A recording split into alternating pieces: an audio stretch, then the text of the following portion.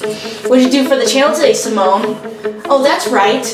You punked out, didn't you? You're supposed to be filming at 9 a.m. And what about that workout that you did this morning? What exactly did you do? Huh? Yo, Simone, what you doing? Nothing. Alright, I'm gonna leave you to it. You're a punk.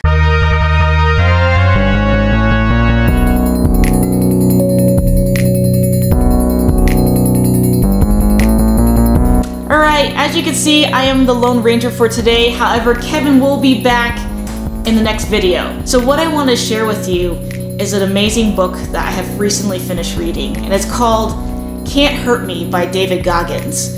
Now, if you haven't heard of David Goggins, you've completely lived under a rock for a long time. This guy is absolutely outstanding. He's considered the toughest man in the world. He was a 300-pound, as he describes, weak man who ended up turning his life around by becoming a Navy SEAL. And from there, he just kept going. He became an ultra-marathon runner. He broke the Guinness Book of World Records for most pull-ups in 24 hours after 3 raw, wrenching attempts, as well as he is the only person that has gone through Navy SEAL training, Army Ranger training, Air Force Tactical Air Controller training, and passed all 3.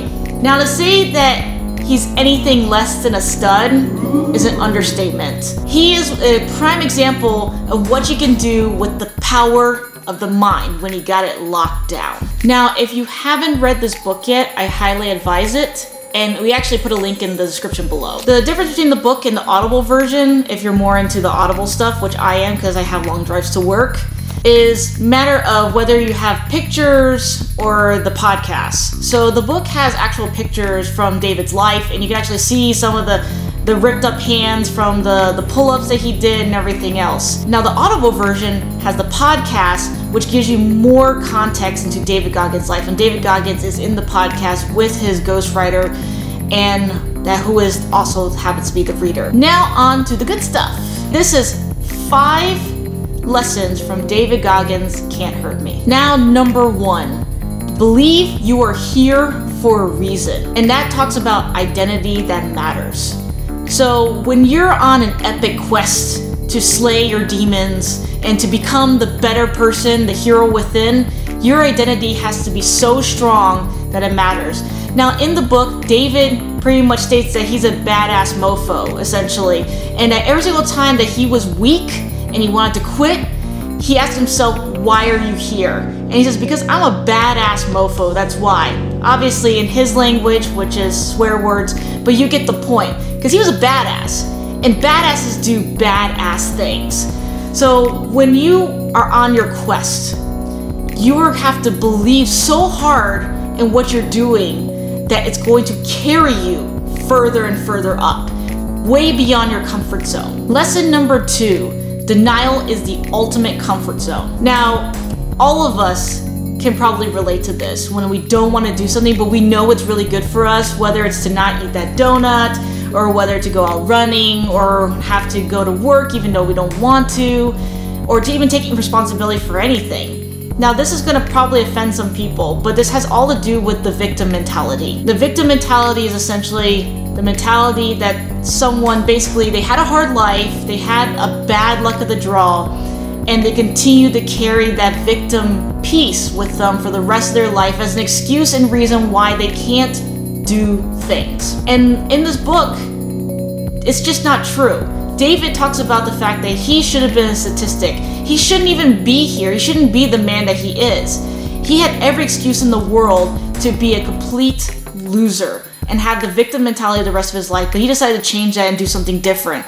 And now it's all goes for that quest of having that identity that matters. Now, in the story, David talks about the fact that he had an abusive father that both beat him and his mother.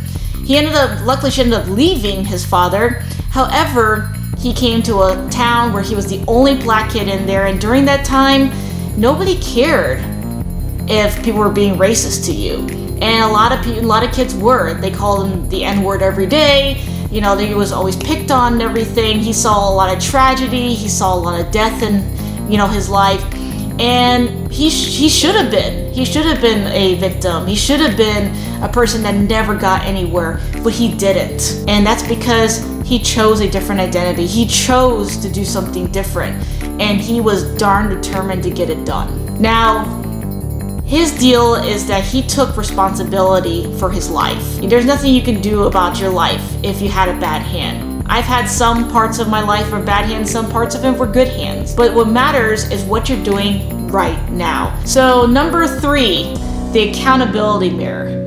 Now, David talks about the accountability mirror a lot in his interviews and other things, and his fans really talk about this as well. The accountability mirror is essentially a device that he created when he was younger.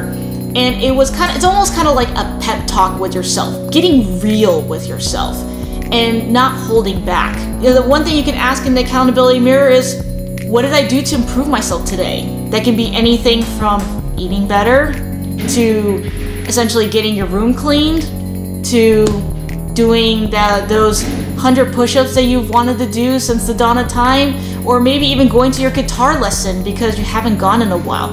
What are you doing to improve yourself today? Maybe it's being better to your girlfriend or your husband. Maybe it's getting the groceries, or even getting out of bed if you're really in that state of mind. The purpose of the accountability mirror is the fact that you can lie to yourself, but you can't lie to the mirror. The mirror is going to show who you are, and it's going to be real with you.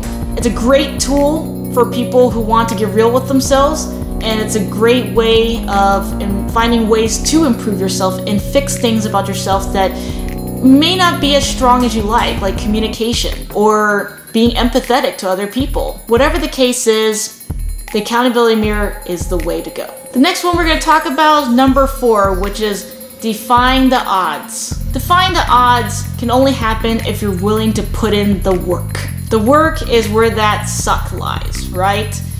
If you got a long journey to become somebody completely different than what you want to be, you can defy those odds. But you're going to have to put in the work. You're going to have to study. You're going to have to learn. You're going to have to train. And you're going to have to be consistent about it. It's all about holding yourself accountable, right? So you can use that mirror to hold yourself accountable with that identity that you have developed for yourself. You're a badass, and you can go forth and conquer. But you have to put in the work. There's no way around this. I know a lot of us love to take shortcuts. We're cognitive misers, so we always love to take a shortcut whenever we can. And if you find a shortcut, more the power to you. Use it to your advantage. However, a lot of times, it's going to take a lot of patience, and it's going to take time. So put in the work, prove people wrong, and defy the odds. So last one, number 5. How do you defy the odds? You tap into that extra 40%. This is a huge one that David always talks about, especially in his book and on any interviews that he has. Now, what this talks about is the fact that we only use 60% of our potential. That's the part where you're aching from the run and you want to stop. That's the part where you're getting frustrated with your acting career and your training, so you stop. He's telling you that there's 40% more that you haven't even touched yet. And that 40% is what's going to help you defy the odds and become the hero within. So that 40% is telling you to go further. Let's say you're doing push-ups, for example, and you feel you can only do 10 before you start hurting. How about do 20 more? See where you go. Yes, you're going to be in a lot of pain, and it's going to suck. But you can embrace that suck by using that 40% rule. And what happens is you grow as a person because you challenged yourself beyond your limits.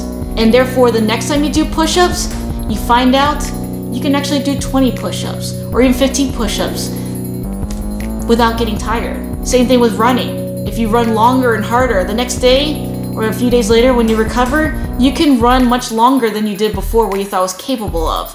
You always got to do that extra push, that extra 40%, and harness that to your advantage, so that way you can become the most powerful person that you've ever seen. And that is the 5 lessons from this book. Alright, heroes, that's all we have for today. If you really enjoyed these lessons, there's so much more packed into this book.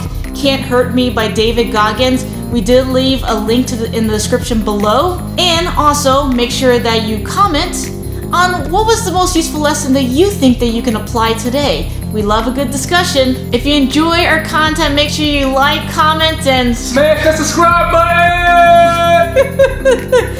And make sure you hit the notification bell to make sure you know when the next video is coming up. And like always, continue to gain knowledge, take action, and be unstoppable, baby! Woo!